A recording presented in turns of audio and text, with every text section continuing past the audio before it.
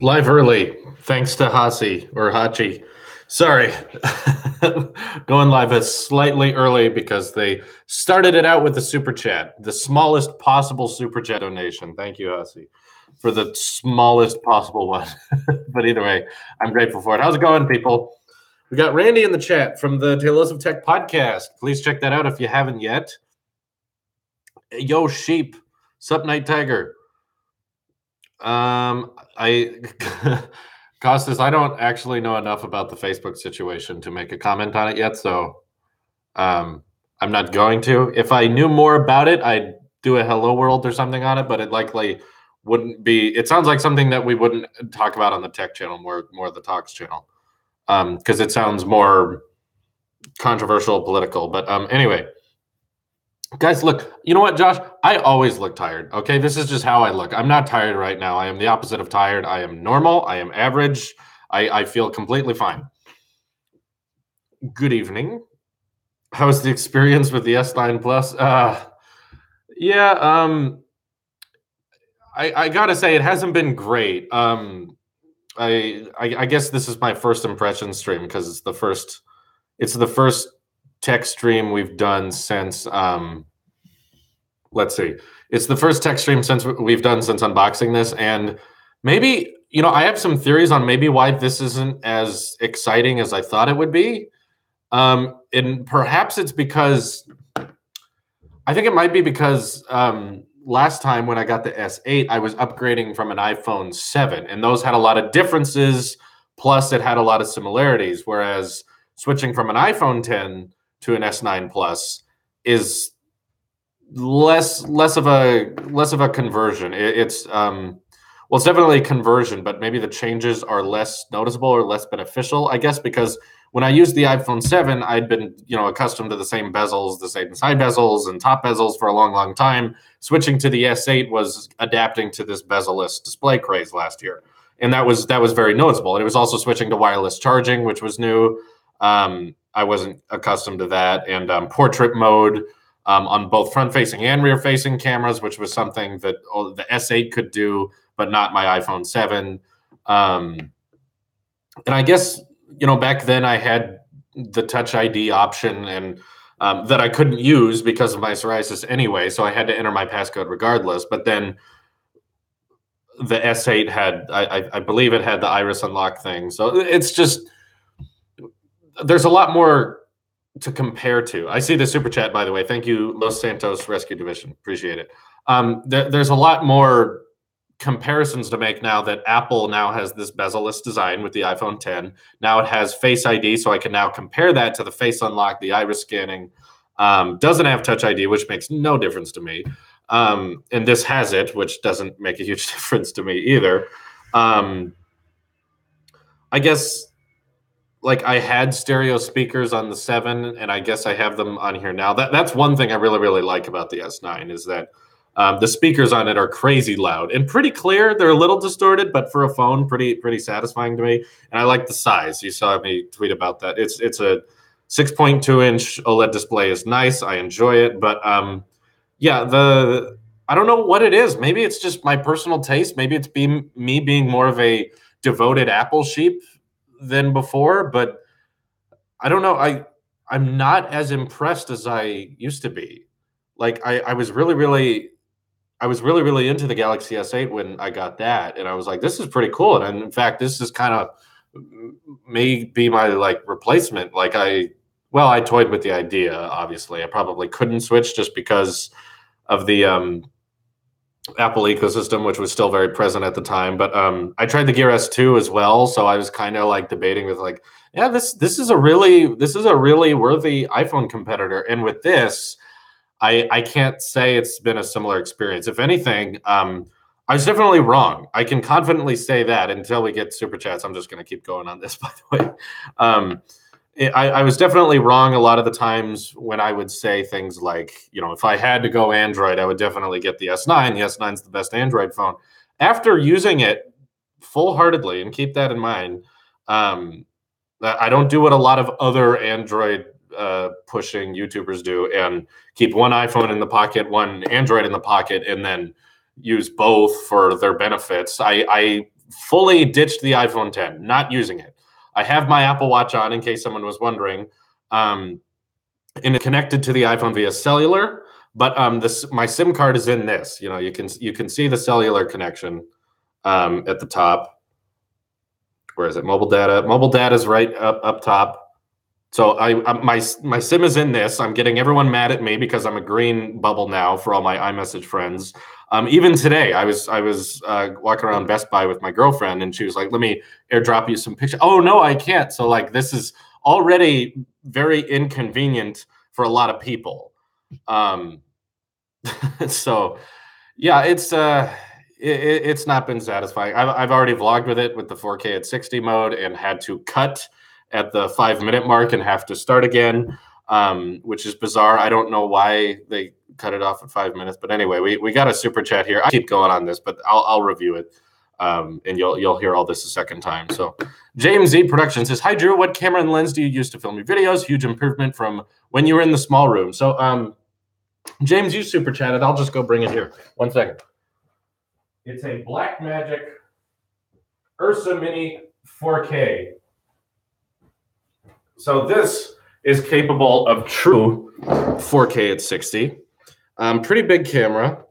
It's called a Blackmagic Ursa Mini 4K, which can do 4K at 60. It can shoot in RAW. My lens is a Sigma 18 to 35 millimeter that goes down to f1.7. All of this I got on Amazon. I got the camera used because it was really, really cheap. And the lens was, I think, around $700, but I'm very satisfied with it. Makes pretty good bokeh. My editor thinks there are better lenses that could do better. That may be true, but regardless, I got it at a steal. It included a bunch of stuff. Like it included 2 CFast cards, which is very useful when you're recording lots amounts of data. It actually has fans in it. You can see through it through here that kick on when you're filming. They're very quiet though. They don't intrude on sound. And it even has on the top a built-in microphone if you absolutely need it. I wouldn't recommend it, but you can use it. Anyway, pretty good camera, very expensive brand new, but very cheap if you get it from the right places. So that's what I did. It's a turret gun. Yes, Randy, exactly. I've got an Apple Airport Extreme. Do you think it's better than the router that Verizon has provided for me for their service? I'm going to guess yes, but I don't own an Airport Extreme, so I'm not really sure. But I'm guessing the one Verizon includes is probably not very good. Let's see. Do you think the gold product red iPhone 10 will be out before June? I think most likely we'd see it in 4 days? 3 days, the new Apple event. There's likely going to be a website refresh there in which we're going to get the AirPower, the new AirPods, and hopefully the gold iPhone 10. Let's hope so. But it might not happen at all. We're not sure. There's just more and more rumors going around. It's called the Blackmagic Ursa Mini. This is the smaller version. There's a larger version of this that can do 4.6K if you need that extra 0.6 resolution, but it costs a lot more.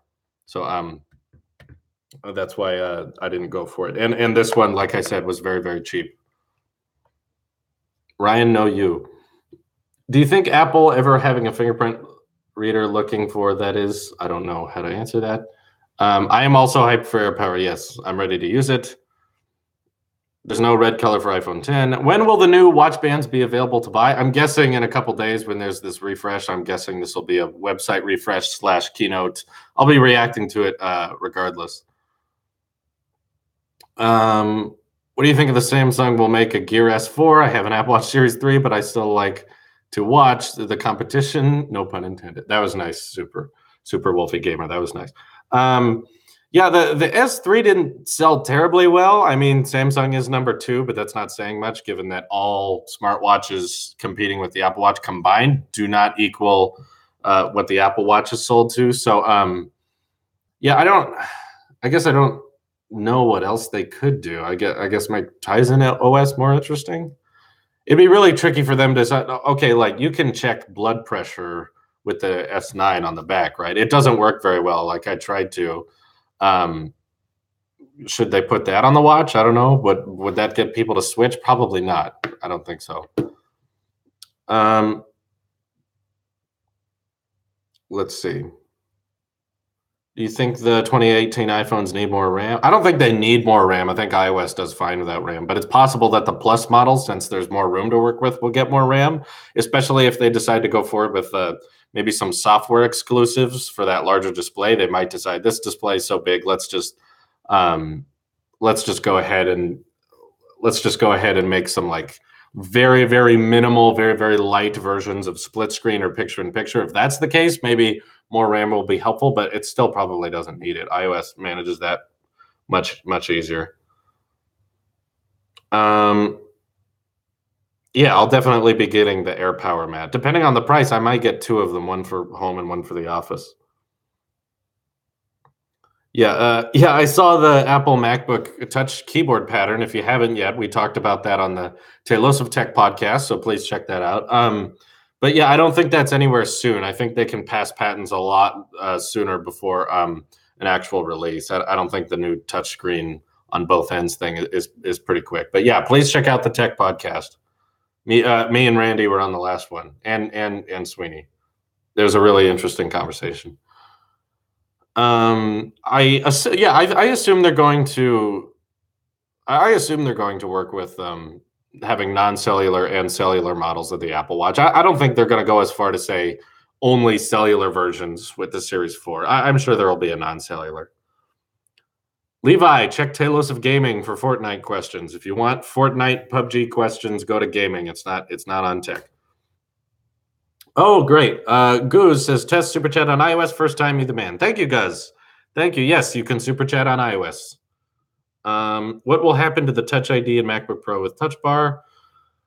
That I don't know. I mean, like I said, I can't really use it, so it's not really something I'm thinking about a lot, but I assume they can keep it around. They'll need a power button for the MacBook, right? So that's where it'll be. Let's see. Please tell us your name, Andrew Erickson. If you were subscribed to Tailosive Talks, you'd know that.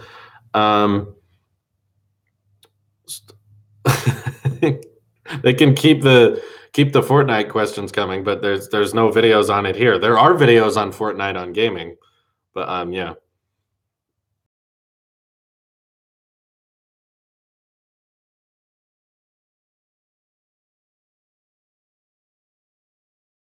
I'm a green bubble, and I don't like it. I really miss my iPhone.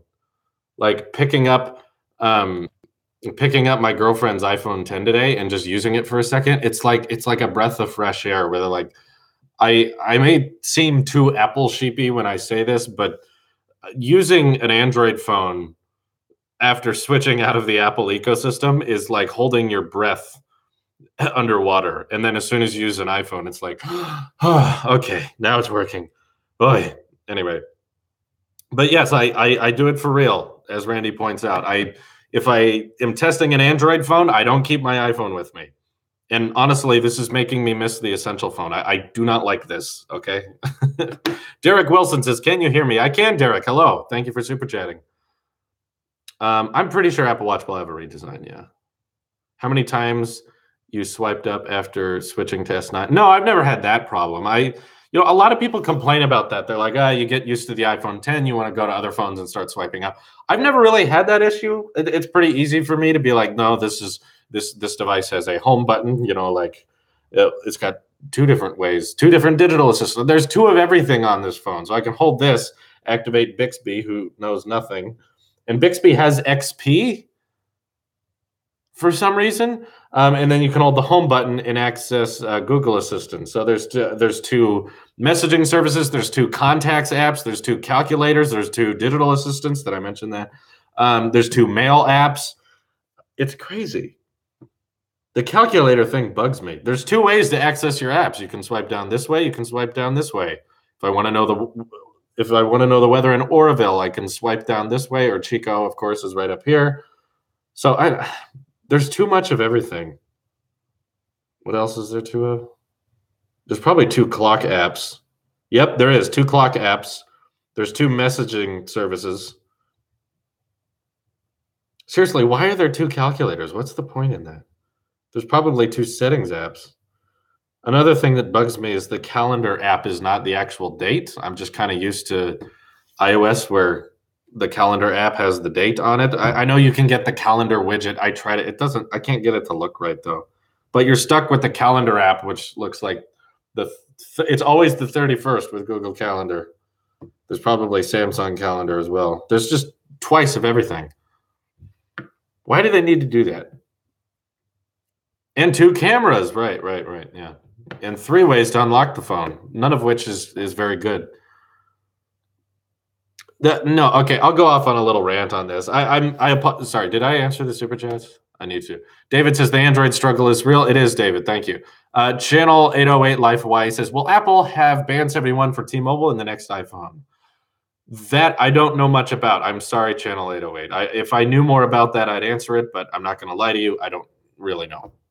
If it's a future iPhone, we definitely don't know. No one knows. But I'll go off on a little tangent. I'd recommend turning off the stream if you just want me to talk about this in the review. But I got quite a lot of my opinions decided on based on these past couple days using it without my iPhone. And somehow Samsung provided 3 different biometric ways of unlocking the phone. So you have the face unlock, you have iris scanning, you have fingerprint reader. And they've managed to perfect none of them. All of them have an issue, whether it be, for me, Touch ID on the back. I know a lot of people like Touch ID on the back. I don't, and there's a very easy explanation as to why. It's called wireless charging. The idea with the Galaxies, Samsung's kind of the pioneer in this, is that you can rest it on a Qi charger and it charges. If you rely to unlock your phone with a fingerprint reader, now you have to, so say my hand is the Qi charger. Now, in order to unlock my phone, I have to pick it up, grip it like this, and then set it back down. Whereas on the iPhone 10, you don't have to worry about that. There's no sensor on the back. Apple doesn't encourage you to touch the back. And on top of that, even though this is in a better place than the S8, because the S8 was like way up here, and this is down here, I've still seen several people, even Galaxy users. My friend Wyatt uses Samsung phones. Even he will rest his finger on the cameras themselves instead of the fingerprint reader. This idea that the user is supposed to just feel around on the back, oh, yeah, let me unlock my phone. It's just kind of, it's just kind of off. On top of that, I'm trying to treat this in the most objective way possible, even though I'm an Apple sheep. But on top of that, my fingers don't work on fingerprint readers. Hold on. Use smart lock and you don't need to lock the phone when using a Qi charger at home. Let me explain. Let me go on. So that's my issue with the fingerprint reader. It's awkward. It's in a weird place. And on top of that, again, I have a bias against it because it doesn't work with me. But on top of that, putting the fact that I can't use it aside, Face Unlock has a couple problems. First issue with Face Unlock is it's not very secure. People know that. It's just using a picture. This is why you can't lock apps and you can't lock your bank information with Face Unlock, is because it's not very secure. On top of that, Face Unlock requires on light, which means that if you're waking up and you're just grabbing your phone at the beginning of the day, it's pitch black, your eyes are a little droopy, it's not going to work. It needs light. If you're in pitch black, if you're in a dark room, when you just turn on the phone's display, it's not going to be able to see your face. Face ID on the iPhone 10 requires a dot projector and infrared light. So you can't, you don't need lights. You don't need lights for Face ID to work. For Face Unlock on the S9, if there's no light, you can't use Face Unlock. So that's kind of the iffy thing with Face Unlock, is it's like, yeah, it's pretty fast. Yeah, it's very quick. Yeah, it's similar to the OnePlus 5T. It unlocks very quickly. But on top of that, my other issue with Face Unlock is that it's so fast, and there's two sides to this argument. It's so fast that you can't read your notifications. This was a big problem people had when the iPhone 6s had the improved fingerprint reader. It would unlock the phone so fast that people were upset that they couldn't read their notifications. They'd be just checking their phone for notifications, but Touch ID was like that. And it would unlock and go to the home screen. And people say, I don't want the home screen. I just wanted to read notifications. My fingerprint readers do not work on this. It forgot it within an hour. On the iPhone 8, my Touch ID, my fingerprint would be remembered for about a day, and then it would stop working. On the MacBook Pro, it would work for a couple days for some reason, and then it would stop working. And on this, it stopped within the hour. I've tried to register my fingerprint, doesn't work now, does nothing. That's just because of the psoriasis. But on top of that, it unlocks so fast you can't read your notifications. Now, I understand there is an option. You can go into the settings of Face Unlock and make it so that it does not unlock the phone until you swipe up, until you decide to open it. The problem with it, though, they seem to mess up every single unlock feature. The problem with it, though, with Face Unlock is even if you set it to not unlock instantly, because that's what I would consider anti-lock screen. It means that if you have that mode activated, as soon as it sees your face, it's just going to, every time, like it is right now, that's what it's set up. It means that if I'm just checking my phone for notifications, I'm like, oh, what does that say? And then it unlocks, and I'm on the home screen, so I have to go swipe down, then look at what it is, and then close the phone. So on top of that, you can turn that mode off so that it doesn't unlock it immediately. But on top of that, it doesn't start searching for your face until you swipe up.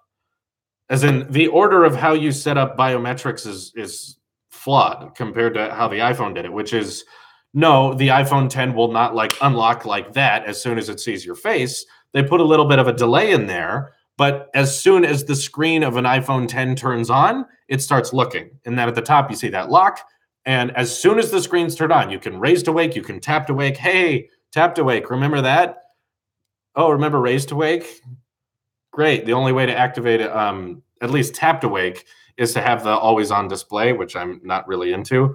So I found out if I turn off the always on display, tap to wake doesn't work anymore. Can't activate that setting unless you find some third-party app that hacks it into it. And there's also no raise to wake. It doesn't turn on that way, so you have to press buttons, but Samsung loves their buttons. So on top of that, if it's the same issue with iris scanning, except iris scanning, you have to be very, very close to the phone for it to work. I've been filming part of the S9 review today. Yeah, you can press the exact part of the phone where the home button is for tap to wake, but I'm used to just like tapping my phone because that's how OLED should work. Same with the watch, you can just tap it, turns on. iPhone 10 works the same way. This, it's like, no. Okay, go down here, press hard, which is not desk friendly because if it's sitting on its Qi charger and you push, oh, great, can't work it. So on top of the fact that iris scanning damages your eyes, and they literally tell you this, they're like, don't use this with infants. Consult your doctor if you have a history of, epilepsy or whatever. On top of that, iris scanning does not work from very far away. Face ID works from a extended arm's length. I can extend my arm all the way, open my phone, and Face ID will see me. Can't do that with the S9 with iris scanning. It's too far away. So on top of iris scanning is fairly secure, as I've told. It's just kind of dangerous for certain people. But on top of that, you have to hold it in a very specific way. If you're not holding the S9 just right, iris scanning won't work. And on top of that, it's the same problem as Face Unlock, which is that if you do decide for it to open without you asking it to, and it just goes straight to the home screen, then you have the problem as, what is this notification say? Oh, unlocked already, too late.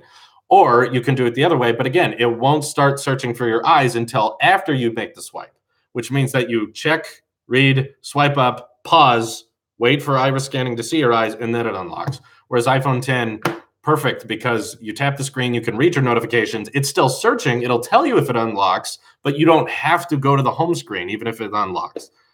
It's complete backwards.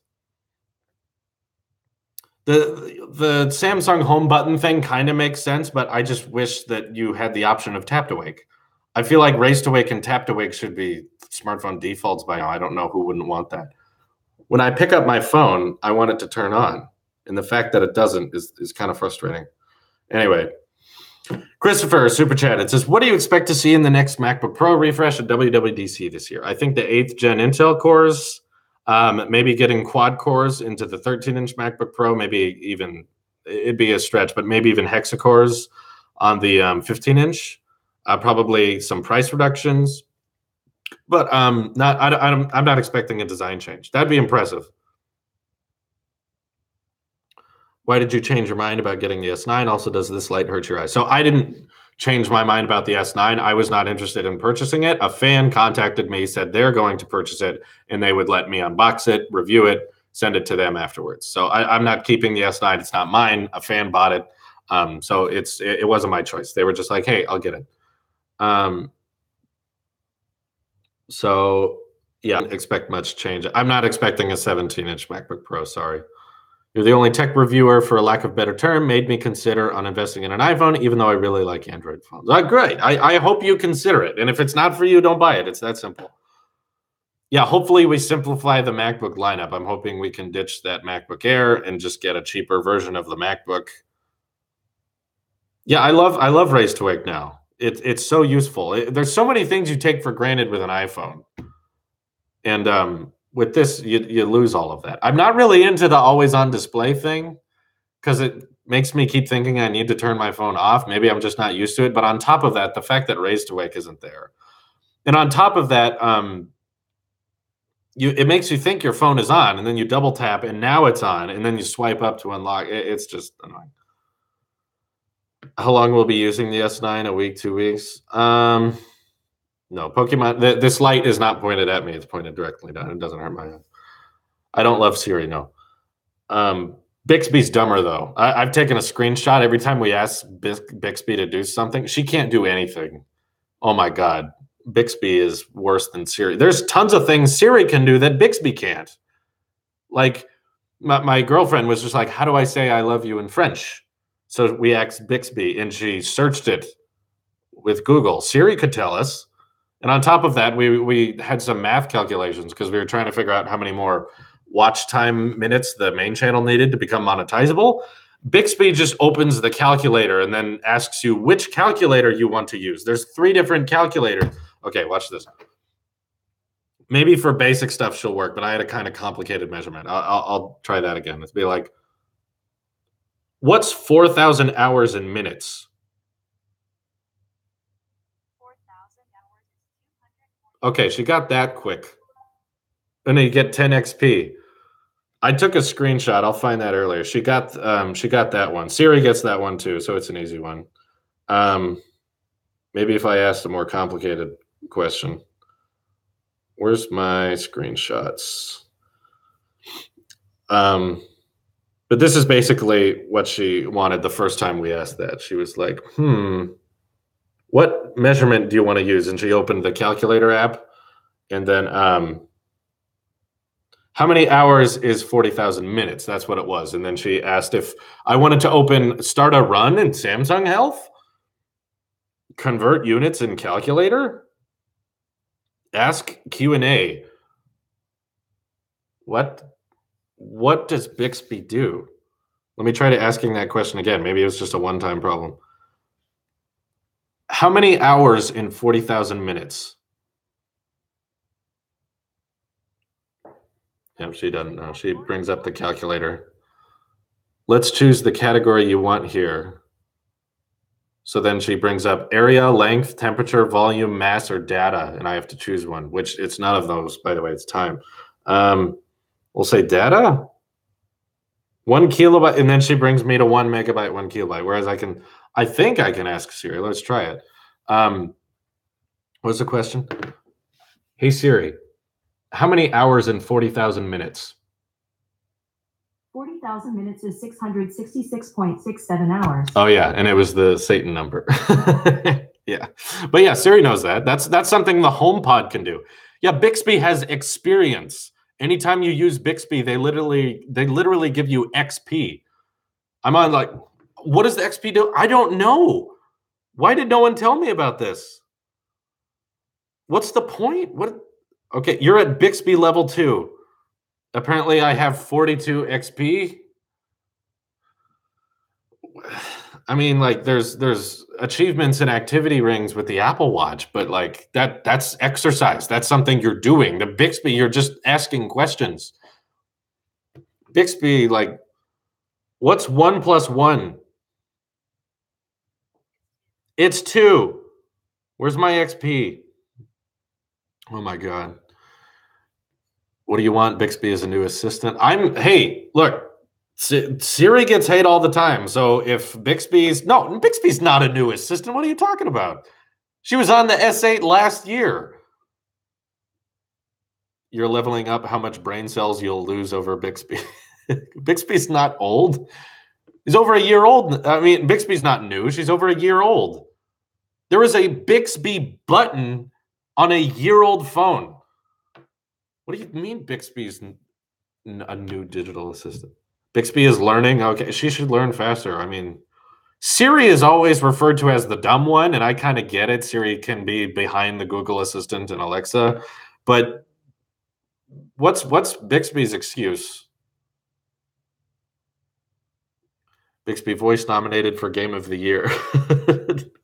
Don't dumb shame Bixby. I'm sorry.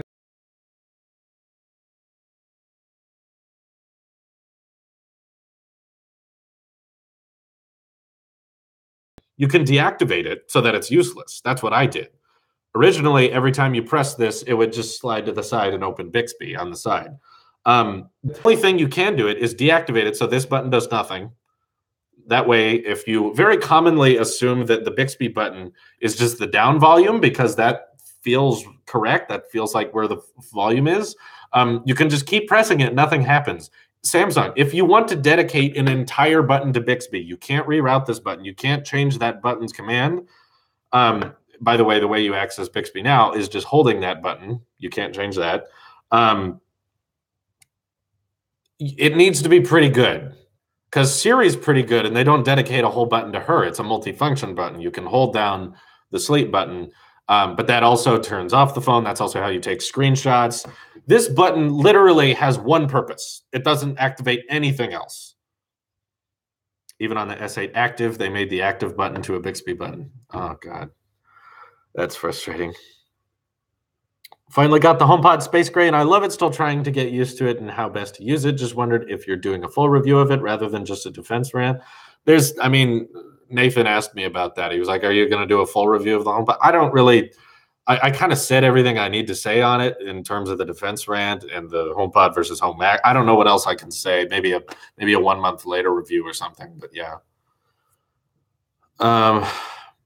iPhone 10 front portrait mode. Have you seen any improvement over time? Anywhere close to Pixel 2? I think all portrait modes are close, but I will say that the S9's portrait mode was not as good as I thought. I've taken a lot of portrait shots with it, and it's not that good. I never thought portrait mode on the iPhone 10 is not that bad. We were taking some pictures of me at Best Buy with the portrait mode on the iPhone 10 today, and it's pretty good. Like, it's not as horrible as people make it out to be. It's like, your ears are a little blurry, but it's like, listen, this is how a DSLR camera works. If this is your field of focus, and if your face is in focus, your ears are further behind. Those wouldn't be completely in focus, but yeah. HomePod stereo is not technically available, but via iTunes on a Mac, you can play to as many HomePods as you want. So via my iMac Pro, I can play to all 3 HomePods simultaneously. It sounds it's really good. I just got a Remapper app for the Bixby button. It works great. So great. So all the double apps, all the second apps Samsung loads on here, and we got to download more because Samsung dedicates their entire phone, their entire button to one digital assistant. She knows nothing. How bad is the screen on the Pixel 2? I'm thinking of getting one, but the screen might be a serious drawback. I wouldn't get a Pixel 2, and the screen's one reason. We checked it out at Best Buy today. And first of all, bezels are hideous on it. They're thick and they're ugly. On top of that, though, you can get a stock Android experience on other cheaper phones. There are other phones that are more budget that provide a very similar experience. I really recommend Essential.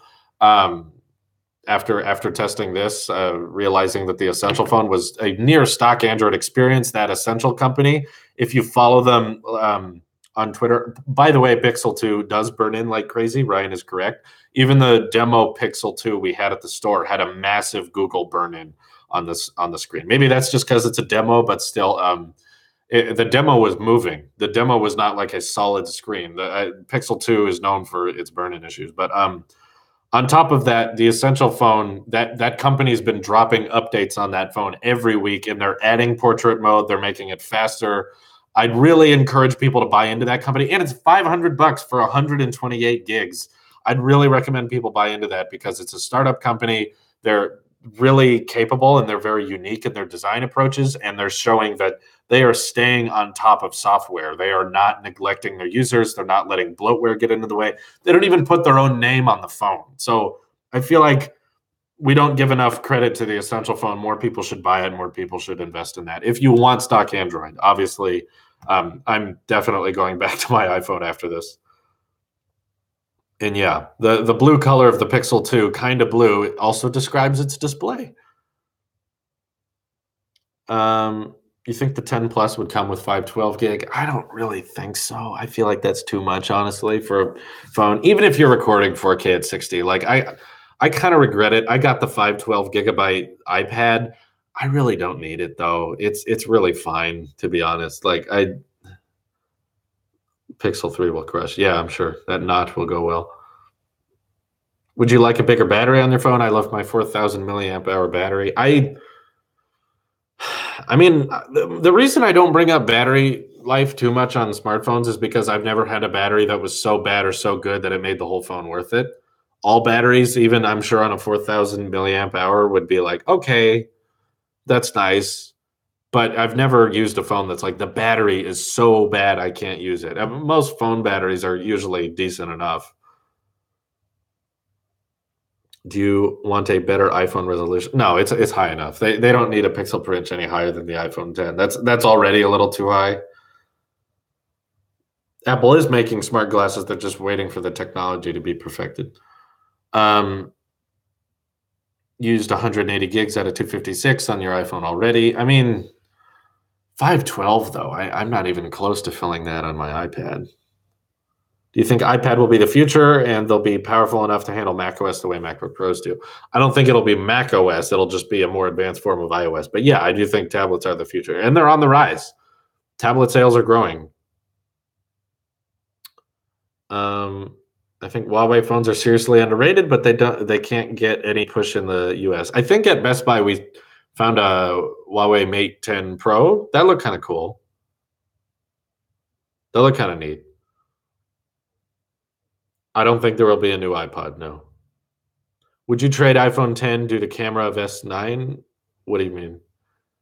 No. I mean, the S9 camera is not that good, honestly. It's pretty mediocre, in my opinion.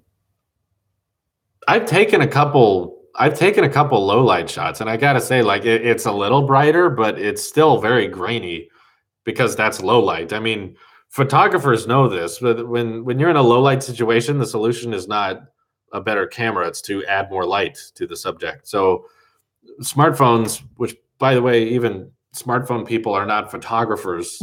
So I mean, on top of that, just the fact that it goes slightly brighter than other phones is it's okay.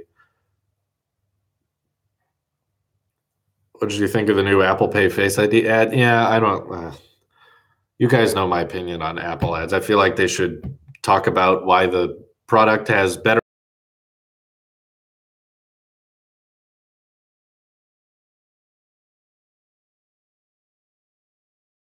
fly on you, and I don't know.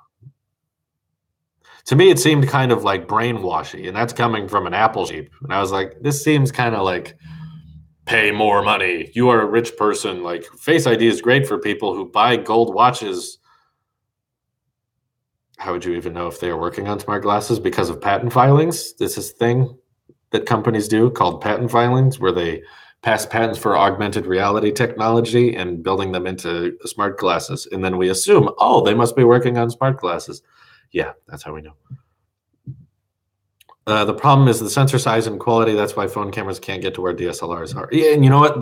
They never will. Already, most of the reason smartphone cameras look good is because of machine learning and guessing. The processor in the phone guessing how things are supposed to look. DSLRs or cameras like this are actually taking raw data onto a very large sensor. Like it's not really supposed to happen too often, but you can see the sensor in there. It's quite large, and embedding that into a smartphone is very tricky, and they basically have to guess the best they can. Okay. DxO mark matters since S9 is on top. It doesn't really though. Like if you look down into the individual tests, if you look down into the individual tests, the S9 was not better than a lot of other cameras. And again, I say don't trust DxOMark because they don't consider things like zoom. They don't consider things like telephoto. They don't consider things like recording limits. As in the highest thing on their list can't record their 4K at 60 for over 5 minutes. Whereas the iPhone can dual optical image stabilization, things like that, live focus. They put the Pixel on the highest because Google paid them the most. It's that simple. Red hydrogen phone should be interesting. Oh yeah, that'll be interesting. Running a 2017 processor when that comes out for $1,700. Picture quality is really all subjective. Exactly. That's why breaking it all down to one score is kind of useless.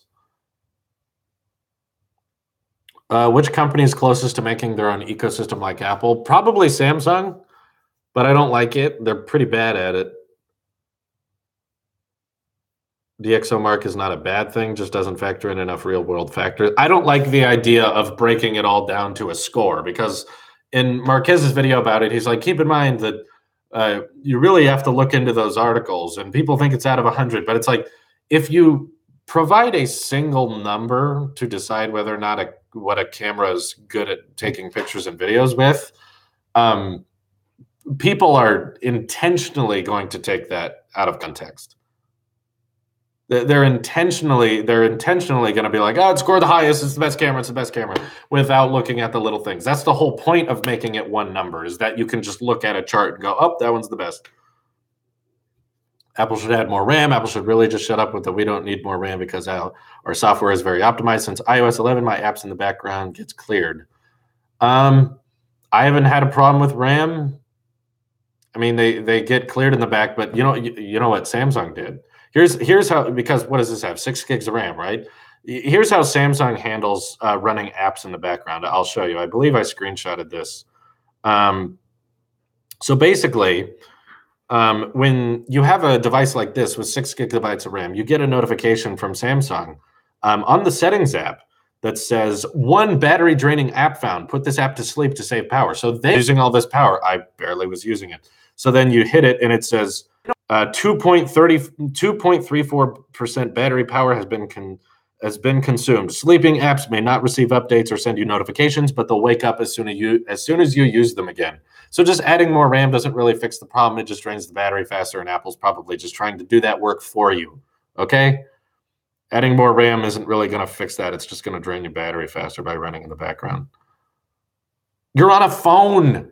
You're running one, maybe 2 apps at a time. Even if you do split screen, you're running maybe 2 apps at a time. Like pushing it 3. You don't need 6 gigs of RAM for that. The only reason they put so much RAM on these Android phones is because Android sucks at RAM optimization so much. Should Apple make a physical TV? They should make everything, yes. How many YouTube channels do you have? Oh, I don't know. Okay, so there's Tailosive Tech, there's Tailosive Gaming, there's the main channel, Tailosive Music, Tailosive Talks, movie reviews, food, if you count that. I guess productions. So basically 7. There's about 7.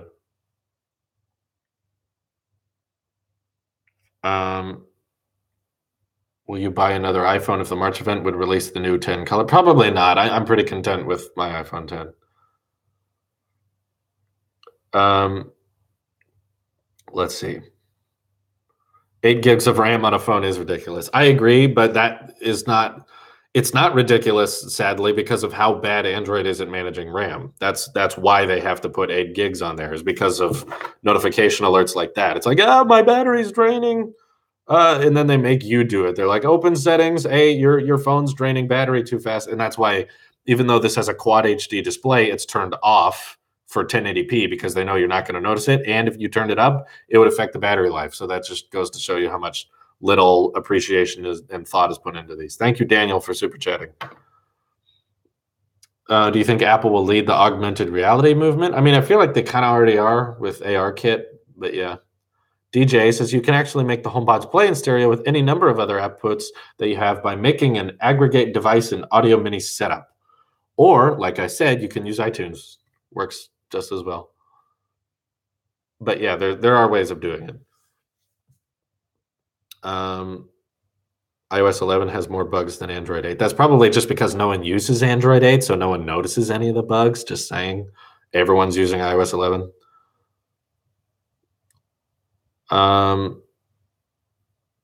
8 gigs of RAM is more than enough on Mac. Yeah. Well, I mean, it's standard. Yeah. because you're about to get OLED burned. Apple, and it's frustrating. I like that the notch forces everything to be. Missed my super. I said thank you, Daniel. You didn't write a comment. Did you write something underneath it? He said knock knock. Okay, there I said it. There you go. Thank you, Daniel. Will Apple ever make 4D touch? How does that even work? No, they won't. Do you think Apple will use the sapphire glass from their Apple Watch on the next iPhone or make it an option? I think there's a reason, actually, they don't want to do sapphire on an iPhone. It's because sapphire doesn't scratch as much, and that's why they like it on Apple Watches, but that's because it's tied to your wrist. You don't drop it as much. iPhones are dropped a lot more often, and even though Ion X glass and stuff like this, Gorilla Glass 5, they scuff up, it's because the glass can flex. The reason they can scuff is because they can bend a little bit, and that means when they drop, they don't shatter. Sapphire is, for one, yes, Ryan, very, very much more expensive. And on top of that, because it doesn't scuff, as long as I've owned this watch, there's not a single scratch on it because of that sapphire. It means it's more brittle. It doesn't flex, which means that if you drop the phone, it's made of sapphire, it'll just shatter, which they probably don't want to do. They have put sapphire on some phone displays, which just makes it very like it has no scuffs on it, but if you drop it, boy, that sucks. Yeah, Spotify and Apple Music, they're basically the same thing. The difference is Apple Music lets you buy the best smart speaker. It lets you stream it to your Apple Watch without an iPhone. It means it's going to be optimized on all iOS devices. How does your Apple Watch behave when you're using S9? Well, it's connected to my iPhone back in Oroville because of cellular connection and also Wi-Fi. If it's in a Wi-Fi network, it can connect that way. So when I get iMessage text, because some people I text, it's not through the phone number. A couple of people, not everyone, but a couple of people text through the actual iMessage email address. So I didn't want to lose communication with them. So I have my iMac and my watch for that. They'll show up in the corner. But for the majority of my text messages, I still use the S9. I didn't want to ditch my Apple Watch because I need to keep closing my rings. I don't want to lose my streak. Let's see. iOS bug, UI failure, partial security failure due to Siri latest Android serious security database failure leading to 30,000 credit cards being hacked, kernel process brute force, etc. Yeah, there's dust in here. There's bugs on everything. The difference is everyone's using iOS 11, so they're going to notice all the bugs. When Android Oreo comes to the S8 for the first time after a year of being out, no one notices because, first of all, there's no changes. If you don't change anything, there can't be bugs. On top of that, if no one uses it, no one can complain. So the dust was a ghost, yes. 120 hertz iPhone would be kind of cool, but kind of useless. I feel like they put it on the iPad for the Apple Pencil mostly, for drawing, which it's very useful for, and you don't do much drawing on an iPhone. I think iPhone 10 without the ecosystem is still the best phone. I agree as well, Doctor. Originally, I was kind of iffy about that. Then I got this. Then I got the S9, and now I am sure, even if every platform was available on every phone, I would still go with an iPhone because of how this is designed. It's frustrating as heck. You know, it did the thing that the S8 did to me, which was that it was early in the morning, so my eyes were barely open, and I picked it up, and I was trying to unlock it, and it was like, I can't see your eyes, so I'm going to blow the screen up, so it raises the brightness. This is what really kills me, is they don't think about this. They're like, okay, so if the iris scanner is looking for an iris and it can't see it, simply raise the brightness, and then on the screen, literally write, open your eyes wider. Tell the user to open their eyes wider while we're turning up the display brightness, which in the morning is just like, oh God, and it hurts. It hurts. It's horrible. That's not the only way the iris scanner damages your eyes. It's also just an IR light beaming directly into your eyeball. It's no different than, like, if you guys were sitting here right in front of me and I was just like, let me see your eyes. The only difference is it's infrared, which it can still be damaging. It's basically a laser. That's why, like, when you're sitting up, they're like, turn off your glasses. Take your glasses off, take off your contacts. Whereas Face ID, you just open it. You do this with your face twice, and you're done. It's very simple. Thank you, Will, for super chatting. Fire the laser. Ew, is that an Android burn-in? We're gonna remember that line. You're gonna need some ice for your OLED burn-in. Turn off your glasses. Well, that'll be a common saying in a couple years. We got more AR glasses. Well, we'll have to be saying, turn off your glasses. Glasses and contacts I wear make iris scanning a deal breaker. I think they can work with glasses on, but when you set it up, you have to take them on. Take them off.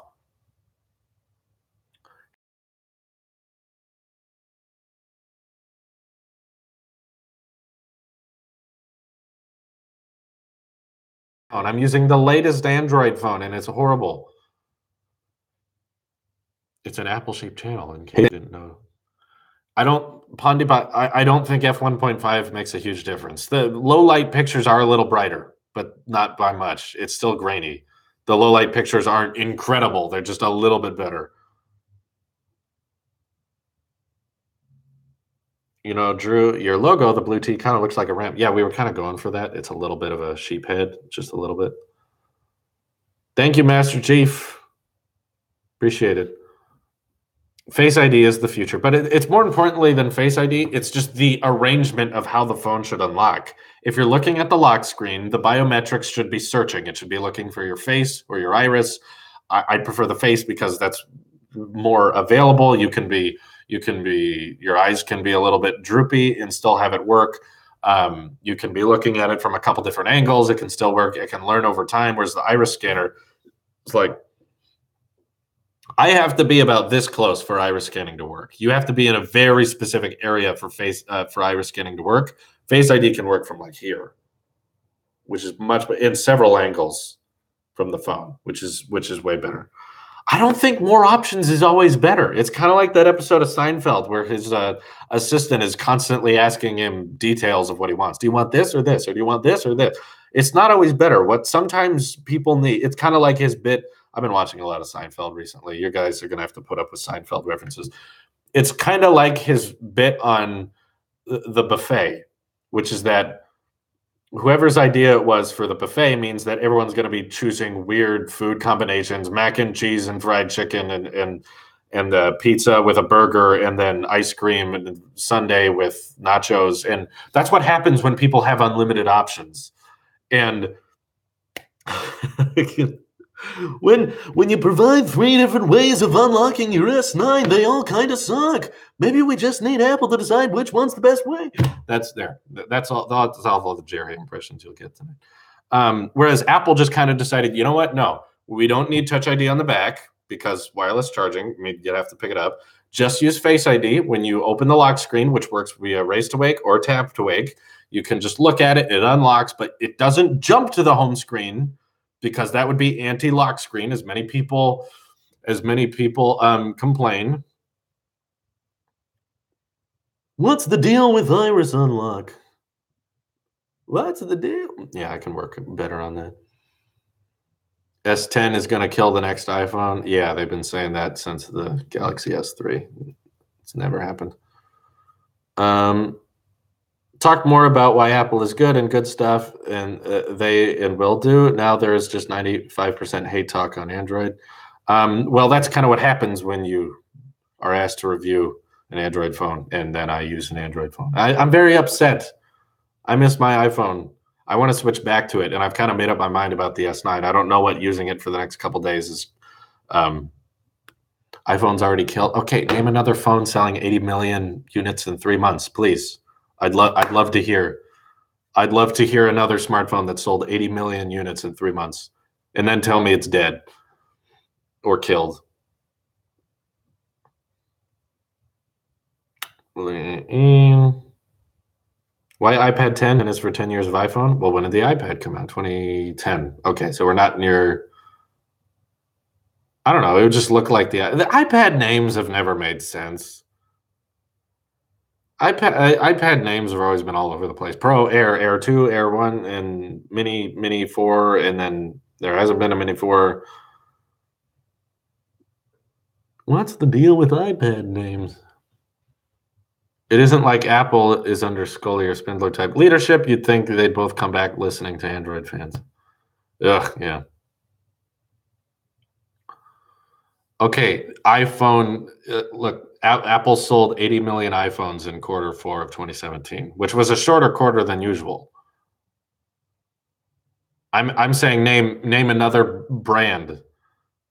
Where did they sell 80 million Note 8s? Have they sold 80 million S9s?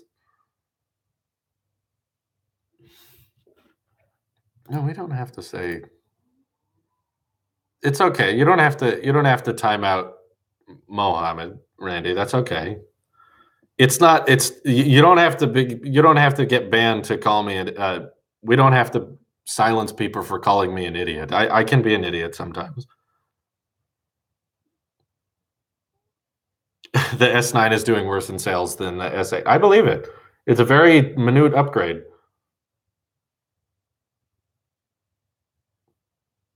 Let's see. Yeah, I'm sure they sold a lot of Samsung phones. I'm just saying it's not as many as iPhones. You can't call it dead. You can't call it dead when Apple's making more money than everyone else has in a quarter. Calling it dead is like, okay, then what's alive? Describe a phone that's not dead. Describe a phone that's growing in popularity if the iPhone is dead.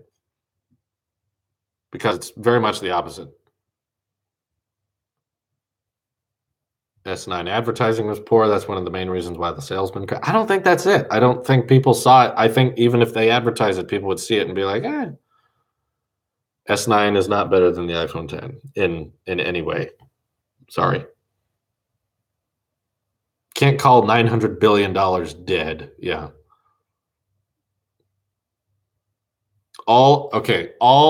Here's an example of dead. Okay. Here's what iPhones are dead or iPhones are gonna get killed.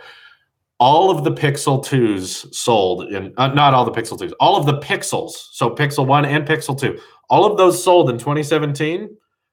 That's how many iPhones are sold on opening weekend. That comparing numbers, like way down here, iPhones, way up here, iPhones, Pixel, iPhones, Pixel. Yeah, they're on the way of becoming the first $1 trillion company. I don't think that means they're dead. So don't use the numbers argument.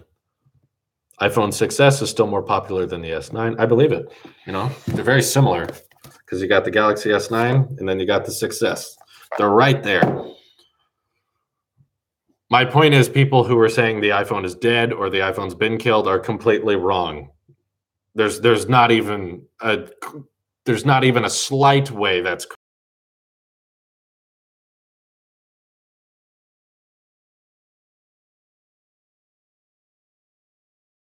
Bring this up. I'm not bringing this up. You do know, right? Some people buy iPhone for its features, but not the logo. Yeah, that applies to everything. People will buy the Pixel for the Google logo. People will buy the S9 for the Samsung logo. It's not exclusive to Apple. There are fanboys everywhere. There are some people that will never buy an iPhone just because it's Apple and they don't like that Apple has fans. They are no different. Anyway. Definition of dead: Android Watch and tablets. That is an accurate definition. Google themselves discontinued the tablet, and Android Wear is definitely dead. That is an accurate description. Yes, thank you. But when iPhone sales are doing this and making more money like this, you can't really call it dead because I can't describe. Name another phone that sold more. S9 turns box upside down. 6S, mind blown.